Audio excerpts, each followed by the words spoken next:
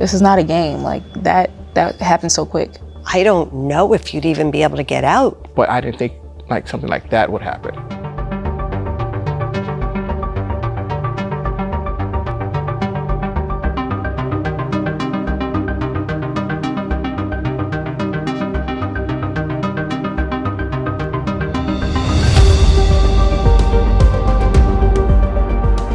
Hi everyone, welcome. When it comes to preventing fires in your home, what are some of the first things that come to mind that you should be doing?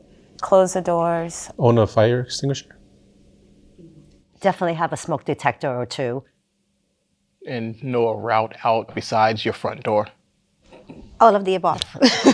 What should you do if a fire does start in your home? My first thing is escape through the fire escape. Get out, call 911. Get to that stairway and get out. I'm going to show you some visuals from a series of experiments conducted by the Fire Safety Research Institute. As you can see, this is the testing environment, and it is a typical living room setup with furnishings that are actually pretty similar to what you're all sitting on right now. Now, next, I'm going to skip forward to the aftermath of this video, and just another reminder that this is real footage from the experiments.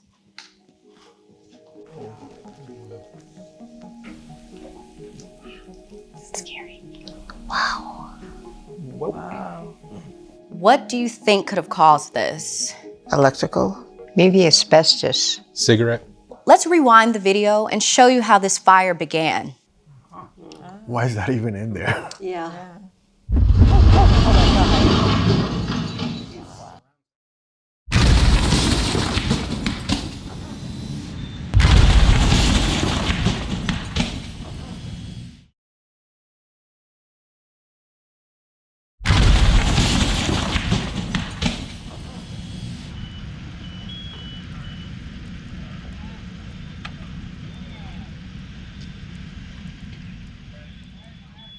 It was so crazy how fast everything just kind of blew up. You couldn't even run.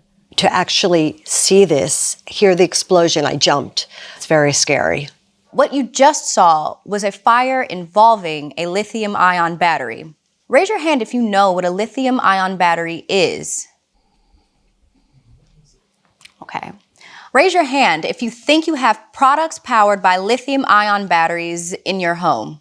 Watches. They're definitely in watches. I have a feeling I might have some items that might have lithium batteries and I might not be aware of it. I bet you're all wondering, how did this even happen? Well, let me introduce you to Adam Barrowey, lead research engineer and battery fire safety expert from the Fire Safety Research Institute. Hello, everyone. So the footage we're showing you is research FSRI conducted on lithium-ion battery thermal runaway hazards. The extremely high temperatures can cause the battery to break down into smoke, flammable gases, and toxic gases. What we're showing you here is unregulated e-bikes. This is where the greatest hazard has been for lithium-ion batteries. This is a larger scale battery, but thermal runaway is possible in any lithium-ion battery. Toothbrushes, laptops, power tools, electric wheelchairs, power-assisted bikes, all the way up to electric vehicles. And the hazard scales with the size of the battery. When you see a fire like this, how much time do you think you have to safely escape? In this video, you had about 30 seconds. I feel like this happened quickly. I would say maybe 3 minutes. Not even a minute, because like for the situation, if you are charging this by your front door, and let's say you're in a bedroom and this happens overnight, you wake up to a boom, you have to assess the situation, get out and see that there's a fire, and then try to get find your way out. That's seconds. Actually, you may have less than a minute. The rapidly growing fire is not the only threat in this room. Buildup of toxic gases and that smoke may impede or completely prevent your ability to escape this fire. Once the warning signs start, you must evacuate immediately. If you were sleeping in this room, the short amount of time it would take you to wake up already puts you behind when you're trying to evacuate from this type of fire. But you're not powerless against these hazards. I'm going to share some things that you can do to take charge of battery safety for you and your friends and family. C, choose certified products. Don't assume that a retailer has done this for you. You need to look at product packaging or the products to ensure that they carry the mark of a nationally recognized testing laboratory who has done a safety evaluation of that product. H, handle with care. Always follow the manufacturer's instructions for use. Make sure you're using the charger supplied to you by the manufacturer.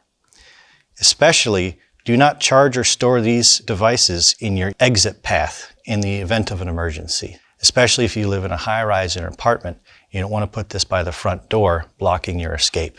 A, always stay alert for warning signs. When you use and charge these devices, look for physical damage like punctures or dents. Look for the signs of thermal runaway, unusual smells, puffing batteries, or hissing sounds. R, recycle the devices responsibly. Don't throw them in your waste stream. If you're not sure how to dispose of them, contact your local waste management authority and ask for directions. G, get out immediately if there's a fire.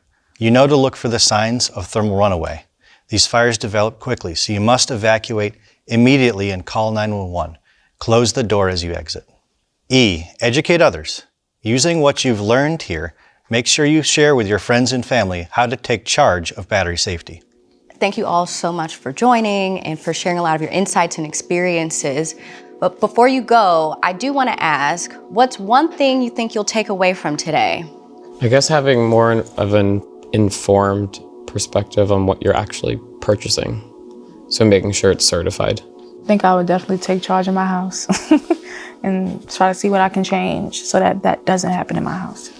I think it's really important to bring awareness to the public about this. The image initially was like a normal looking living room. It could be like my living room, and knowing that it could just blow up just like that, it has me very terrified. Not only be aware and be safe, but also educate others around us. I see myself as a person that takes charge in everything else in my life, so this will be another aspect where I have to be proactive, be a leader, make sure that things are taken care of and, don't explode into something bigger. I am certainly aware of battery safety, and I'm going to take charge.